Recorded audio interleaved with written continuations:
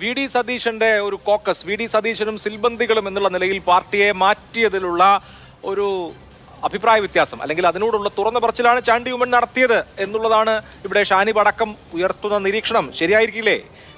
ചിലർ മാറ്റി നിർത്തപ്പെടുന്നു, ചിലർക്ക് മാത്രമാണ് സ്ഥാനം എന്ന് ചാണ്ടി ഉമ്മൻചാണ്ടിയുടെ മകൻ തന്നെ പറയുന്ന സാഹചര്യം നമ്മൾ കോൺഗ്രസിൽ കിട്ടും. വിമർശകർ പറയുന്നതല്ല. ചാണ്ടി ഉമ്മൻ എന്ന ഉമ്മൻചാണ്ടിയുടെ നേരാവകാശി, അദ്ദേഹത്തിന്റെ രാഷ്ട്രീയത്തിന്റെ നേരാവകാശി പറയുന്ന വാക്കുകളാണ്. അത് JS അഖിലിനെ പോലെ ഇത്രയും കാലം വിദ്യാർത്ഥി സംഘടനാ പ്രവർത്തനം മുതൽ കോൺഗ്രസിന് വേണ്ടി ഇത്രയും കാലം പ്രവർത്തിച്ച നേതാക്കൾ വീണ്ടും അത് എക്കോ ചെയ്യുകയാണ്, ടെലിവിഷൻ ചാനലിൽ ആവർത്തിക്കുകയാണ്. അപ്പോൾ കോൺഗ്രസ് അഡ്രസ് ചെയ്യേണ്ട ഒരു വിഷയമല്ലേ? അല്ലാതെ ഇവരൊക്കെ പോകുന്നവരൊക്കെ പൊക്കോട്ടെ, ഞങ്ങൾ മാത്രം മതി എന്ന് നിലപാടെടുക്കാൻ പറ്റുമോ? നോക്കൂ അഭിലാഷേ, കോൺഗ്രസ്സിൽ VD സതീശനെതിരായ ഒരു നീക്കം പാലക്കാട്ട് ഉപതെരഞ്ഞെടുപ്പിൽ നമ്മൾ കണ്ടതാണ്. നിർഭാഗ്യവശാൽ നമ്മുടെ സുഹൃത്ത് ശ്രീ ഷാനിബും അതിൽ പെട്ടുപോയിരുന്നു.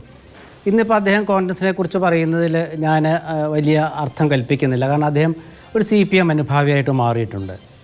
അഖിലിവിടെ പറഞ്ഞത് കേരളത്തിലെ കോൺഗ്രസിൻ്റെ നേതാക്കൾക്കിടയിലുള്ള ചില അഭിപ്രായങ്ങളുടെ ഏതാണ്ടൊരു കാര്യമാണ് അദ്ദേഹം പറഞ്ഞത്.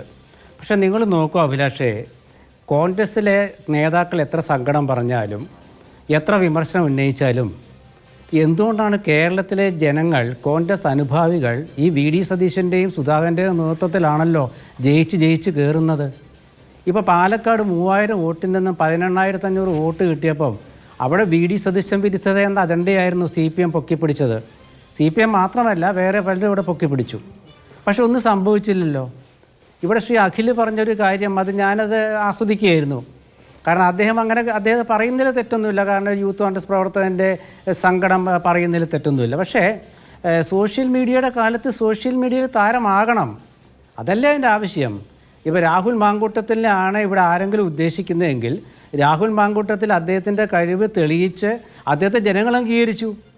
18,000 വോട്ടുകൾക്ക് അദ്ദേഹത്തെ MLA തിരഞ്ഞെടുത്താൽ അതിൻ്റെ അർത്ഥം എന്താണ്? രാഹുൽ മാങ്കൂട്ടത്തിലെ ഈ നാട്ടിലെ ജനങ്ങൾ അംഗീകരിച്ചു എന്നുള്ളതാണ്. അപ്പോൾ അവിടെ സോഷ്യൽ മീഡിയയിൽ അദ്ദേഹം ഉണ്ടാക്കിയെടുത്ത ആ ഒരു പിന്തുണ അർത്ഥവത്തായി.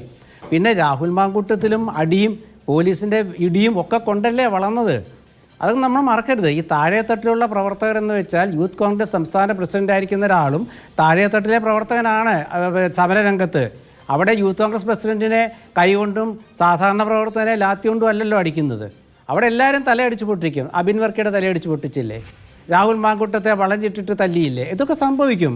പക്ഷേ ഇതൊക്കെ ഞാനിപ്പോൾ പറയാൻ കാരണം ഈ രണ്ട് സുഹൃത്തുക്കൾ അവരിങ്ങനെ പറഞ്ഞുകൊണ്ടാണ്. ഞാൻ ഷാനിബിനെയും ഞാനങ്ങനെ തള്ളിക്കളയുന്നില്ല. കാരണം ഷാനിബൊക്കെ അദ്ദേഹത്തിന് വേണമെങ്കിൽ അദ്ദേഹത്തിൻ്റെ തെറ്റൊക്കെ തിരിച്ചു വരാവുന്നൊരു കാര്യമുള്ളൂ. കോൺഗ്രസ്സിൽ അങ്ങനെയൊക്കെ സംഭവിച്ചിട്ടുണ്ട്.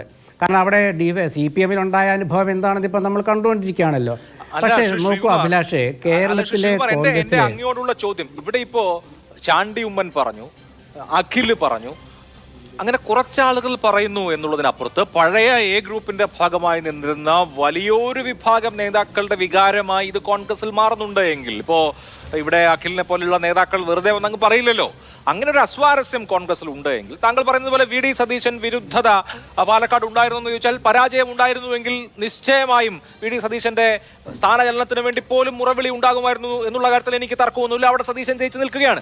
പക്ഷെ വലിയൊരു വിഭാഗം നേതാക്കൾ, ഉമ്മൻചാണ്ടിയുടെ വലങ്കൈ ആയി നിന്നിരുന്ന നേതാക്കളൊക്കെയും അവരുടെ അസ്വാരസ്യങ്ങൾ ഇങ്ങനെ നെഞ്ചിലിങ്ങനെ ഉരുക്കൂട്ടുന്നതിന് പകരം അത് പരിഹരിക്കുന്ന ഒരു നിലയിലേക്ക് പോയില്ലെങ്കിൽ അത് കോൺഗ്രസിന് ഗുണകരമാകുമോ? ഒന്നോ രണ്ടോ പേര് പുറത്തുപോയി എന്നുള്ള ഇടത്താകില്ല ഇത് അവസാനിക്കുക. അഭിലാഷ്, ഞാൻ പറയുന്നത് നിങ്ങൾക്ക് വിചിത്രമായിട്ട് തോന്നും. അതായത് കേരളത്തിൽ ഉമ്മൻചാണ്ടിക്കൊപ്പം നിന്നവർക്ക് മാത്രമല്ലല്ലോ ഇപ്പോൾ ഈ സങ്കടം പറച്ചിൽ. ഒരുപാട് പേര് പറഞ്ഞിട്ടുണ്ട്. ഇപ്പോൾ K മുരളീധരൻ പാലക്കാട് ഉപതെരഞ്ഞെടുപ്പ് ഘട്ടത്തിൽ പറഞ്ഞില്ലേ, ഞാൻ പോയില്ല എന്ന് പറഞ്ഞില്ലേ? എല്ലാവരും പറയുന്നുണ്ട് അത് ഉമ്മൻചാണ്ടി കോൺഗ്രസ്സിൽ. ഞാൻ വിചിത്രം എന്ന് ഞാൻ പറയാൻ കാരണം ഞാൻ അതിലേക്ക് വരാം, അല്ലെ നീണ്ടു പോകും. അതായത് കോൺഗ്രസ്സിൽ 2 ഗ്രൂപ്പ് ഉണ്ടായിരുന്നു, ആൻ്റണി ഗ്രൂപ്പും കരുണാകരൻ ഗ്രൂപ്പും. അപ്പോൾ ഈ 2 ഗ്രൂപ്പ് ഉള്ളപ്പോൾ അതിലെ സങ്കടം പറഞ്ഞാൽ നേതാക്കൾക്ക് പരസ്പരം അഭിപ്രായങ്ങൾ അങ്ങോട്ട് പങ്കുവെച്ചിട്ട് പ്രശ്നം തീർക്കുമായിരുന്നു. ഇപ്പോൾ ഗ്രൂപ്പില്ല കോൺഗ്രസ്സിൽ. ഞാൻ ഏത് കാലത്തും പറയുന്നൊരു കാര്യമുണ്ട്, കോൺഗ്രസ്സിൽ ഗ്രൂപ്പ് ഉള്ളതാണ് നല്ലത്. ഗ്രൂപ്പില്ലെങ്കിൽ കോൺഗ്രസ്സിൽ തെരുവിൽ അഭിപ്രായങ്ങൾ ഏറും. ഇപ്പം നോക്കൂ, ഒരു അരക്ഷിതാവസ്ഥയുണ്ട് നമ്മുടെ നേതാക്കൾക്കിടയിൽ. എല്ലാ വിഭാഗം കോൺഗ്രസ് നേതാക്കൾക്കിടയിലും ഒരു അരക്ഷിതാവസ്ഥ വന്നിരിക്കുക. എന്താണ്? ആരാണ് എന്നെ സംരക്ഷിക്കുക എന്നൊരു അരക്ഷിതാവസ്ഥയുണ്ട്. കാരണം ഏത് നേതാവ് എവിടെ നിൽക്കുന്നു എന്ന് ആർക്കും പറയാൻ പറ്റുന്നില്ല. ഇപ്പോൾ പഴയ കാലത്ത് ഉമ്മൻചാണ്ടിക്കൊപ്പമാണെങ്കിൽ ഉമ്മൻചാണ്ടി സംരക്ഷിക്കും. AK ആന്റണി സംരക്ഷിക്കും, ലീഡറെ സംരക്ഷിക്കും, രമേശ് സംരക്ഷിക്കും. ഇപ്പോൾ എങ്ങനെയാണെന്ന് വെച്ചാൽ രമേശ് ചെന്നിത്തലയും VD സതീശനും സുധാകരനും അതുപോലെ എല്ലാ നേതാക്കൾക്കും A ഗ്രൂപ്പോ I ഗ്രൂപ്പോ എന്നുള്ളതില്ല, അവർക്കാണ് ഗ്രൂപ്പും ഇല്ല.